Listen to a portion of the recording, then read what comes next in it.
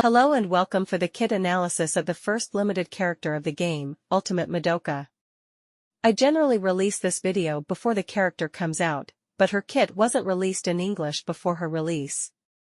I knew her kit for a few days because the Japanese X account had shown it and I translated it, but I preferred waiting for the official English version of her kit to be certain there wasn't any translation error. With that said, let's get into her kit. Her stats are similar to other attackers, but she has the highest attack in the game. She has the same speed as Homura, who already has the highest base speed among attackers, but since Kyoko can buff her own speed by 60%, she's still the fastest by a large margin. Her skill is standard for an attacker, it deals single target damage and gives her a self-buff. But if she uses it while she has 5 magic, it becomes a proximity attack that deals more damage than her regular skill on the main target. She also gets a damage buff on top of her attack buff, and the attack buff affects the whole team. This empowered version of her skill doesn't consume any skill points, and she generates magic pretty fast so she can use it often. Her special attack is a single target that deals increased crit damage. It also deals a bit of AoE damage, but it's not a lot. Her ability is pretty long, so let's break it down a bit. First, she heals the whole team every time she attacks. This doesn't make her a healer by any means since the amount is pretty low, but it reduces the need for 2 sustains in some nightmare difficulty fights and makes the HP requirements for score attacks easier.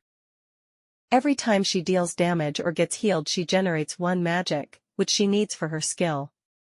Her skill gives 1 magic, it deals damage so it gives 1 more, and using it heal her so 1 more, for a total of 3 magic every time she uses her skill, and 2 when she uses her basic attack. Add a healer to the team and she can spam her empowered skill a lot. Every time she gets healed, she gains a permanent attack and crit rate buff that caps at 25% for both. And finally, she gets action advance every time an ally crit, so I recommend using crit buffers and other characters who buffs their own crit rate like Iroha to get as much action advance as possible. Her support ability can be used on all attackers and is probably the best one for most content, although other support abilities like Momoko's gives more damage. Her ascensions are pretty good but not necessary since she's already insane at A0. But since her banner is limited, if you don't get ascensions now you won't be able to get them until her banner gets a rerun, since she won't join the general pool.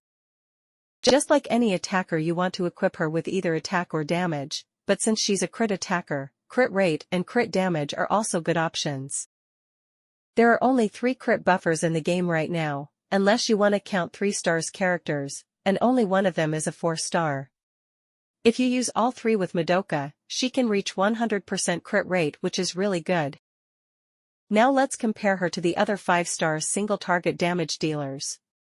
All their skills have the same multiplier except Madoka's empowered skill, so I didn't put them here. As I said earlier, she has the highest attack among them. She also has an insane amount of self-buffs. But as you can see, Yachiyo and Kyoko aren't that far behind. Kyoko also doesn't need crit buffers to deal a lot of damage consistently. Homura's damage might seem low in comparison, and if you only look at the numbers that might be true, but she can attack a lot in a short amount of time, so her total damage is on par with the others. Yachiyo and Kyoko are also pretty bad for AoE fights, while Madoka and Homura are really good for them and still really good in single target scenarios. With all that said, should you summon for Ultimate Madoka? She is the best damage dealer in the game, good in both AoE and single target, healing the team in the process. But she isn't a lot better than the other damage dealers, and you might get Ascension for the others since they are in the standard pool, but you can't for Madoka. So unless you summon for multiple copies right now, she might get surpassed by the others if you randomly get Ascensions for them. She's a must summon if you don't have a 5-star single target attacker yet. And she's a nice upgrade to the others but unnecessary if you already have one. That's it for the video. Once again, I'm sorry that it had to wait after her banner came out. I'd like to know if a similar thing occur again. Would you rather I wait for the English kit to come out even if it means the video will come after the character, or if I should make the video with the translated Japanese version with a disclaimer of possible translation errors?